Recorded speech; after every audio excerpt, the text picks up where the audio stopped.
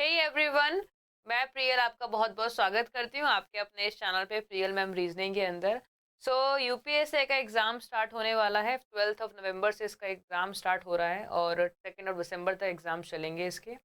सो अब ये स्टेट आ चुकी है कि आप लोगों ने प्रिपरेशन सारी कर रखी है और केवल थोड़ा सा बूस्ट देने की ज़रूरत है। पर कुछ स्टूडेंट्स इस एग्ज़ाम, मैंने पहले भी आपको बताया था, पढ़ाई जब तक ही होती है जब तक आपकी डेट्स रिलीज नहीं होती। डेट्स रिलीज होने के बाद पढ़ाई होना बंद हो जाता है क्योंकि एक अलग सा प्रेशर डेवलप होने लग जाता है सर के ऊपर।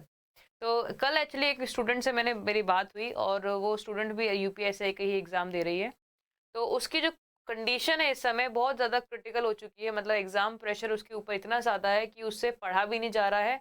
तो उसको देख के मुझे लगा कि ऐसे बहुत सारे स्टूडेंट्स होंगे जिन जो लोग सेम इसी कंडीशन से गुजर रहे होंगे। तो आप लोगों के लिए वीडियो बनाना बहुत ही ज़्यादा ज़रूरी है और आपसे मैं यही बोलूँगी कि इस वीडियो को थोड़ा लास्ट तक देखिएगा और जो मेरा पॉइंट ऑफ व्यू है उसको समझने की कोशिश कीजिएगा। शायद वो स्टूडेंट भी ये वीडियो देख रही होगी जिससे मेरी कल बात हुई थी। ठीक है, तो स्टार्ट करते हैं। एग्जाम पास में मतलब शुरुआत हो रही है 12 नवंबर से एग्जाम की, तो कुछ बच्चों का 12 नवंबर से होगा और मैक्स टू मैक्स 2 दिसंबर तक तो एग्जाम चलने हैं। तो इतने मतलब अप्रोक्सीमेटली मान के चलिए, गैप जो है 15 डेज का गैप मान के चलिए आप।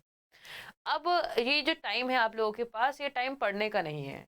जो पढ़ने का समय था वो निकल चुका है, अब पढ़ने का समय नहीं है। अगर आप चाह रहे हैं कि कुछ नया पढ़ के हम कुछ नया सीखें तो वो अपना टाइम वेस्ट कर रहे हैं। तो इसका मतलब आप ये है कि आप यूपीएससी के प्रिपरेशन नहीं कर रहे हैं, आप अपकमिंग एग्जाम्स के लिए प्रिपरेशन कर रहे हैं।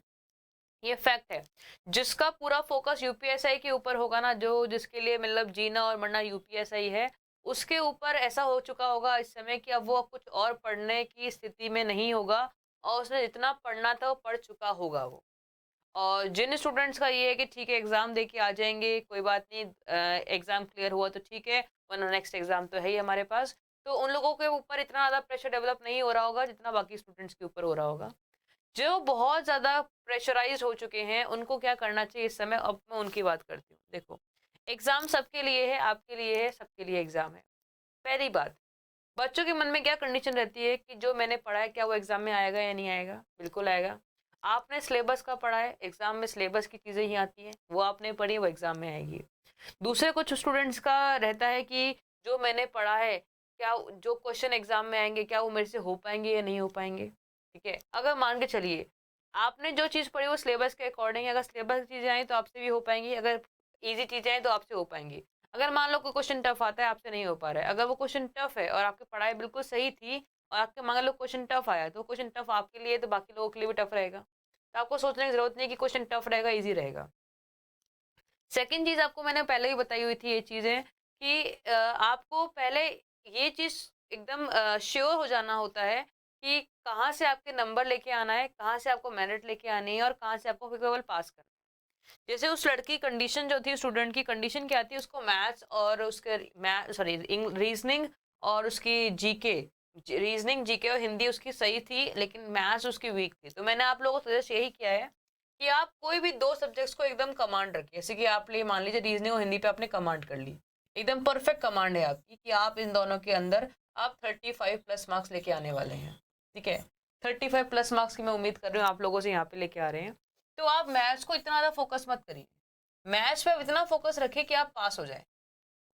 आप जो जो आपका सब्जेक्ट वाला जो क्राइटेरिया है कि पर सब्जेक्ट का आपको क्लियर आउट करना है, उसको आप पास कर लीजिए। इससे क्या होगा कि आपका प्रेशर दिमाग में कम हो जाएगा। देखो, आपको सिर्फ पास होने के लिए पढ़ना है मैथ्स को।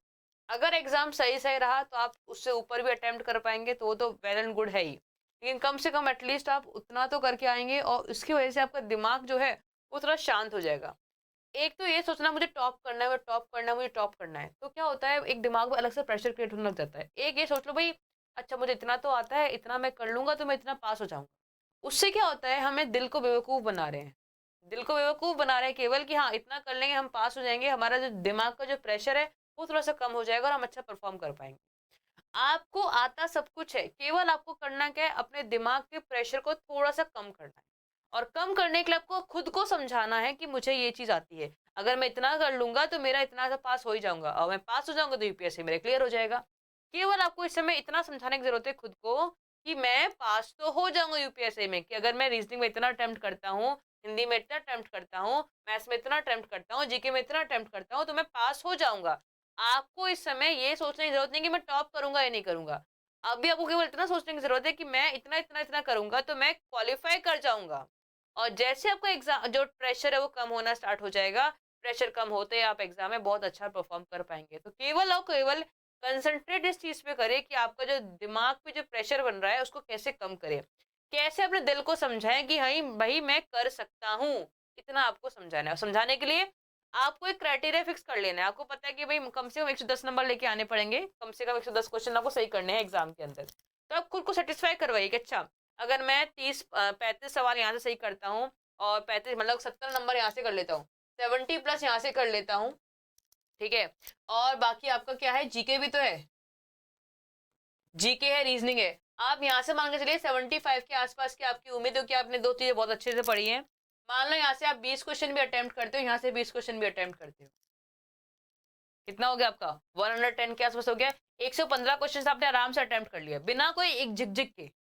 तो आपके देखो दिल को तसल्ली मिल गया, अच्छा हाँ हाँ, अगर मैं इतना कर लूंगा तो इतना तो काम मेरा हो ही जाएगा। जैसे ही टेंशन प्रेशर कम होगा आपका टेंशन खत्म हो जाएगा, आप अच्छा परफॉर्म कर पाओगे। करके देखिएगा, आजमा के देखिएगा। सेकंड चीज है, इस समय को करना क्या चाहिए एक्चुअली में, आपको नई चीजें पढ़नी है ही नहीं। आपको क्या करना है, केवल मॉक टेस्ट लगाने हैं। अगर आपने कोई टेस्ट सीरीज परचेज कर रखी है तो आप उसके मॉक टेस्ट लगा सकते हैं। वरना तो मैं आपको यही बोलूंगी, सजेस्ट यही करूंगी इस बार इस समय कि आप प्रीवियस ईयर पेपर्स को लगाना स्टार्ट कीजिए। प्रीवियस ईयर पेपर बुक की फॉर्म में मत, बुक की फॉर्म में भी कर सकते हो अगर आपको करना चाहो तो।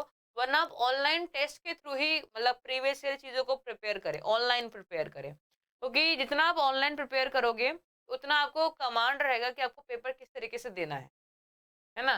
तो आप टेस्ट टाइमिंग के हिसाब से आपको अटेम्प्ट करना है। तो मैं सजेस्ट ये करूंगी इस समय कि आप ऑनलाइन क्वेश्चंस को अटेम्प्ट कीजिए। उसके बाद मान लीजिए आपने बहुत सारे क्वेश्चन मतलब एक पेपर अटेम्प्ट किया, उस पेपर में आपको पता चला कि अच्छा मुझे तो पार्टनरशिप का क्वेश्चन समझ में ही नहीं आया, कहीं ना कुछ दिक्कत है। तो आप उस टॉपिक को जाके पढ़िए जहाँ से भी आप पढ़ रहे हैं, और वहां से 10 क्वेश्चन लगा लीजिए। बस 10 क्वेश्चन लगाओगे आपको समझ में आ जाएगा, खत्म।